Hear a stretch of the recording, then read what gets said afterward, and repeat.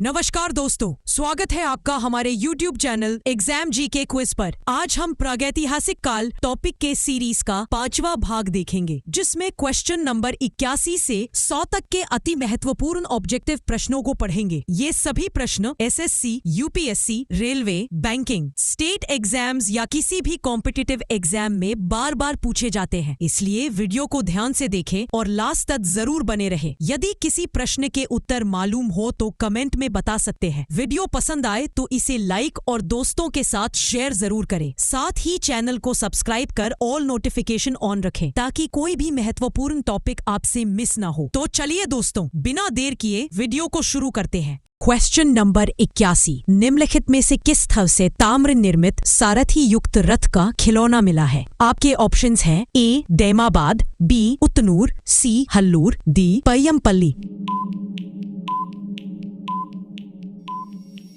तो दोस्तों, option number A Daimabad इस प्रश्न का सही उत्तर हो जाएगा। अगला प्रश्न है, निम्नलिखित में से किस स्थल से 5 कमरे वाले मकान के अवशेष मिले हैं? आपके ऑप्शंस हैं A इनाम गांव, B Utnur, C Hallur, D Payyampalli.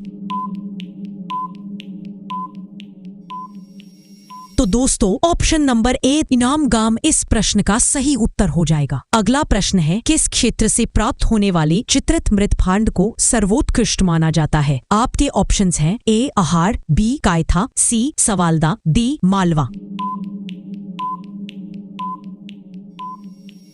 तो दोस्तों, ऑप्शन नंबर D मालवा इस प्रश्न का सही उत्तर हो जाएगा। क्वेश्चन नंबर 84, ताम्रपाषाण काल में महाराष्ट्र के लोग मृतकों को घर के फर्श के नीचे किस तरह रखकर दफनाते थे? आपके ऑप्शंस हैं A उत्तर से दक्षिण की ओर, B पूर्व से पश्चिम की ओर, C दक्षिण से उत्तर की ओर, D पश्चिम से पूर्व की ओर। तो दोस्तों, ऑप्शन नंबर A उत्तर से दक्षिण की ओर इस प्रश्न का सही उत्तर हो जाएगा। अगला प्रश्न है, भारत में लोहे का प्रारंभ कब हुआ? आपके ऑप्शंस हैं A 2000 ईसा पूर्व में, B 1700 ईसा पूर्व में, C 1300 ईसा पूर्व में, D 1500 ईसा पूर्व में। तो दोस्तों, ऑप्शन नंबर C 1300 ईसा पूर्व इस प्रश्न का सही उत्तर हो जाएगा। अगला प्रश्न है, उत्तरी भारत में गंगा घाटी में लोहे का प्रयोग आरंभ हुआ। आपके ऑप्शंस हैं A 1700 ईसा पूर्व में, B 1500 ईसा पूर्व में, C 1300 ईसा पूर्व में, D 1000 ईसा पूर्व में। तो दोस्तों, ऑप्शन नंबर D 1000 ईसा पूर्व इस प्रश्न का सही उत्तर हो जाएगा। अगला प्रश्न है, निम्नलिखित में से कौन सी लौह प्रयोक्ता संस्कृतियों में शामिल नहीं है? आपके ऑप्शंस हैं A गैरिक मृदभांड संस्कृति, B चित्रित धूसर मृदभांड संस्कृति, C उत्तरी काले पॉलिश वाले मृदभांड संस्कृति, D दक्षिण भारत की महापाषाण संस्कृति। तो दोस्तों, ऑप्शन नंबर A गैरिक मृदभांड संस्कृति इस प्रश्न का सही उत्तर हो जाएगा। अगला प्रश्न है, दक्षिण भारत वृहद पाषाण समाधियां किस काल से संबंधित है? आपके ऑप्शंस हैं A लौह काल से, B पूर्व पाषाण काल से, C मध्य पाषाण काल से, D नव पाषाण काल से। तो दोस्तों, ऑप्शन नंबर A लौह काल से इस प्रश्न का सही उत्तर हो जाएगा। अगला प्रश्न है, महापाषाण युग में मृतकों को दफनाने के बाद क्या बनाए जाते थे? आपके ऑप्शंस हैं A मेनहिर, B dolmen, C प्रस्तर एकरेखन, D प्रस्तर वित। तो दोस्तों, ऑप्शन नंबर B डोलमेन इस प्रश्न का सही उत्तर हो जाएगा। अगला प्रश्न है, ताम्र निधि या भंडार संस्कृति कॉपर होर्ड कल्चर निम्नलिखित मृदभांड प्रारूपों में से किससे संबंधित है? आपके ऑप्शंस हैं A गरुए चित्रित मृदभांड संस्कृति, काले व लाल मृदभांड संस्कृति, C चित्रित धूसर मृदभांड संस्कृति, D उत्तरी काले पॉलिश वाले मृदभांड संस्कृति। तो दोस्तों, ऑप्शन नंबर A गरुए चित्रित मृदभांड संस्कृति इस प्रश्न का सही उत्तर हो जाएगा। अगला प्रश्न है, भारत के प्राचीनतम चूल्हे हार्थ का पुरातत्विक अवशेष मिला है। आपके ऑप्शंस हैं A बिलासुर गांव से, B हुमसगी से, C भीमबेटका से, D महागरा से।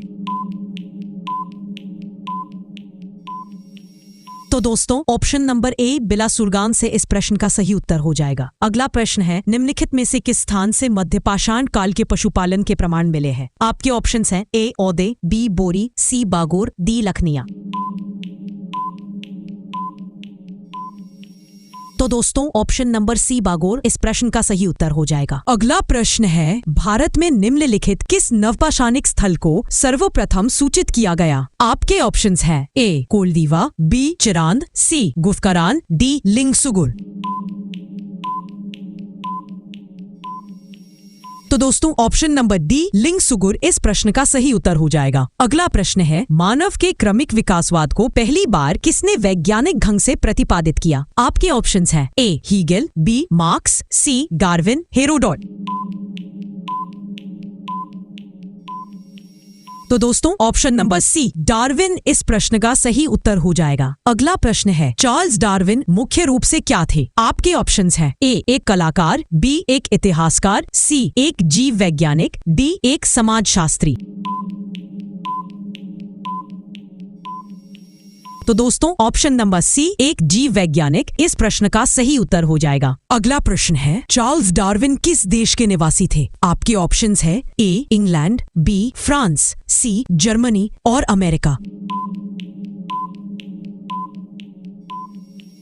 तो दोस्तों ऑप्शन नंबर ए इंग्लैंड इस प्रश्न का सही उत्तर हो जाएगा। अगला प्रश्न है, the origin of species by means of natural selection के लेखक कौन है? आपके ऑप्शंस है A Herodotus, B Hegel, C B Kojeve, D Charles Darwin.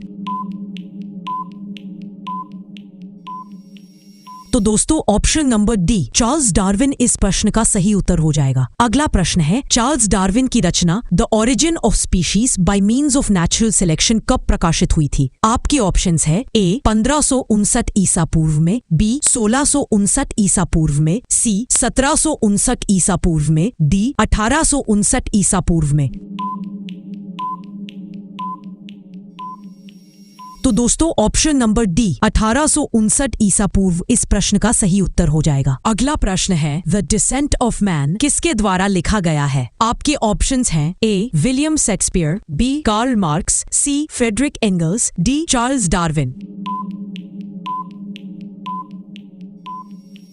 तो दोस्तों option number D Charles Darwin इस प्रश्न का सही उत्तर हो जाएगा। अगला प्रश्न है, पुरातात्विक बेंजामिन फ्रैंकलिन ने मानव को किस रूप में परिभाषित किया? आपके ऑप्शंस हैं ए जन्म लेने वाले प्राणी के रूप में, बी नृत्य करने वाले प्राणी के रूप में, सी औजार बनाने वाले प्राणी के रूप में, डी वीणा बजाने वाले प्राणी के रूप में।